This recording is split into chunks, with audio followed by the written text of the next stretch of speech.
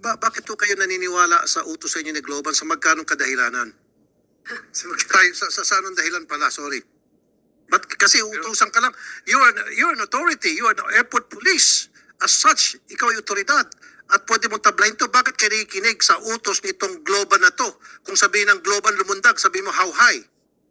Uto-uto kayo sa Globan. Pero syempre, may dahilan nyo kung bakit ka nagpapauto sa Globan. Right? Your Honors, the guide has been... Kasama mo ba sa mandate nyo yan na kapag inutusan kayo ng ground handler, susundin nyo kahit na illegal? Your Honors, may approved request po from the Office of the IGMCS to have a lead car po. Kaya po, na-escortan po. At AD, ano po yan? ADBS? AGMCS po, Assistant General Manager for Security and Emergency Services. Personality? General Gonzales po. Kasi pag escorted, Mr. Chair, so hindi na pwedeng galawin ng immigration, hindi na pwedeng galawin ng ABSICOM, wala na pwedeng gumalaw kasi escorted na yun ng airport police eh. So kung wala sana kayo doon, eh marami pwedeng mag-check. So from now on, dapat itong Globan, hindi nyo pinakikinggan. Tatawa-tawa po kayo, sir. O see? Mr. Gonzales, before you answer that question, I would like to ask, since Globan is the ground handler, do you submit a list of names of individuals, A, who are passengers, B, who are well-wishers? The ones sa yun ang mga naghahatid. Di ba, since ground handling kayo, Mr. Lukban, dapat meron din kayong listahan ng mga sasakyan na maghahatid sa loob, pati yung mga kung sino yung driver, etc. Meron po So, sinabit nyo kanino po? sa MIAA po, sa office ni... So, may General. kopya kayo, Mr. Gonzales? Yes, Madam Chair, I have the copy of the request as part of the requirement ng pag-provide ng handling po ng Globan. Ito po yung document, they have the name of the driver and the vehicle plus the plate number po as part of the... Pero walang passengers po. Yun ang... Yes po, Madam Chair. So, Yes, parang yun yung flaw na nakikita natin, no? Maybe from now on, all the passengers that are supposed to be within the security protected area should also be listed. Hindi lang yung driver, di ba? Which is actually kind of pakitang tao eh, na chinek namin yung driver. Para bang nung meron tayong pandemic noon, pagpapasok sa establishment, yung driver lang ang kukunan ng temperature, pero yung mga pasahero hindi naman, di ba? So parang ito, para lang masabi na may nagawa tayo. Pero actually mali yun. Tapos, pasensya na Globan, pero di ba nasabit din yung pangalan ninyo dahil dun sa Dargani incident. Okay, ang nag-report noon kaya hindi naka-take off, immigration din naman ang nag-tip off. So, yon points for immigration at the time. This time points for PNP. May I ask your opinion on that? Didn't you vet the passengers who will charter the flight? Ma'am, pasensya na, Madam Chair. Ano po yung bet? Pasensya na talaga po. Kinlir. Inimbestigahan. Inimbestigahan. Inspect. Vet. Wala po kaming kakayanan mag-imbestiga. Hindi naman imbestiga. Alamin. Sino ba yung pasahero? Ilan ba to? Kasi, handle eh. Kami po nga po ang handler pero lahat po ng impormasyon binibigay na namin sa immigration pagtao. So, may information kayo. Meron po Bawat kaming... tao nakalagay, 6. Bakit naging 15 o 14 o 13, di ba? Tanga-tanga. Ano? Sandali. Hindi. Sir, You can be cited for contempt here. Alam mo naman, no sir, I issue rito eh. hindi, alam ko issue din. Oh, alam Ano, ko ang sa akin sir, sasagutin ko ng tama lahat. Gusto ko po malaman kung alin po talaga muna ang pag-usapan yun sa Dargani o... Kanina ka pa nakikinig dito. Pinag-uusapan natin, February 13. Bakit ka napunta sa Dargani? Hindi.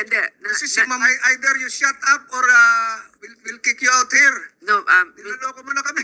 Mr. Chairman, kaya ako nabanggit yung Dargani is because of the track record of Globan transporting passengers. Now, it's not a misinterpretation of Mr. Lukban. I actually mentioned it because I'm trying to prove a point that Globan transports passengers and submits the name for clearance. So, maybe that's why you submitted the name of Dargani, kaya nalaman ng immigration. Opo, Kaya na-tip off tayo. opo, in all honesty, talagang parati po sinasabit namin lahat ng pangalan. Wala kaming tinatago. Wala kaming tinatago. Okay, sige. Pero actually, Mr. Lucban, ganito lang yon. Dapat malaman mo ang ibig sabihin ng vet. Kasi presidente ka ng kumpanya that will actually have to, kung yung bangko nga meron, know your customers. Kahit papano dapat may konti kayo. Kasi it might be a liability for your company. Pag hindi nyo nakilala o ganyan.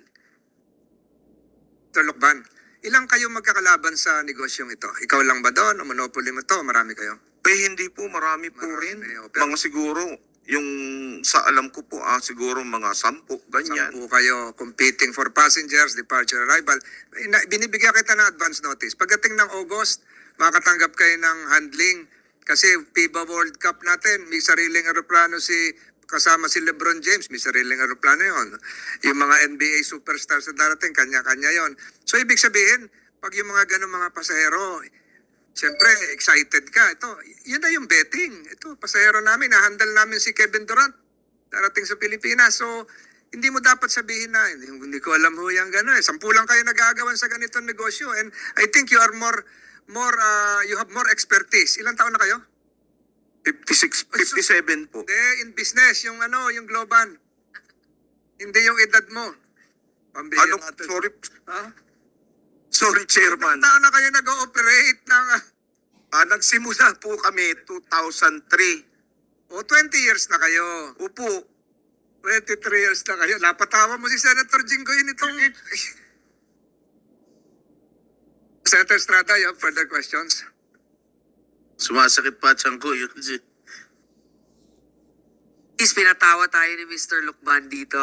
Mr. Lucban, baka may mga iba pa kayong napabiyahe sa aeroplano nyo. May Garci ba nakasama dyan? Noong 2004? Kasi 2003 kayo eh. Hindi. Don't answer that. I'm just trying to inject humor. So again, my dear colleagues, apparently what is lacking here is the coordination between PNP and the security group and the control tower. But I have here in my possession a safety and security for flight coordination. Clearance granted. PNP unsigned. Unsigned. This is dated February 11. Unsigned. So paano po mapapalipad ito kung wala namang pirma yung PNP? And then there is another one, PNP, sarili lang nila, walang pirma yung MIA, sign sila pero recommendatory nila for aircraft exit clearance, but this safety and security for flight coordination, dapat ang pipirma, 3. Nakapirma po dito, ang unang pumirma po ay Gani Lucban. Sino po si Gani Lucban? O yan. So nakita mo to? Hinawakan mo to, di ba? opo. Pirma mo to. Oh. So nakita mo wala pa yung pirma ng PNP, may pirma sa baba. Di sana nagdalawang isip ka na, boss, mukhang delikado tayo, wala pa palang clearance. Ito po, nandito yung pirma nyo. Sir, i-check ko rin yan. Yun ang tamang salita. Yun ang tamang... I-check ko rin para sigurado. Yes, sir. Kasi po, wala po ako nung araw nung Sir, flight. yun ang tamang meaning ng vet. I-check. I-check. Yun ang tanong sa'yo ni Senator Grace po. Hindi mo chinek, hindi mo binet. Bilang presidente ng kumpanya for the last 20 years, dapat chinek mo. Mahirap medyo yung vet.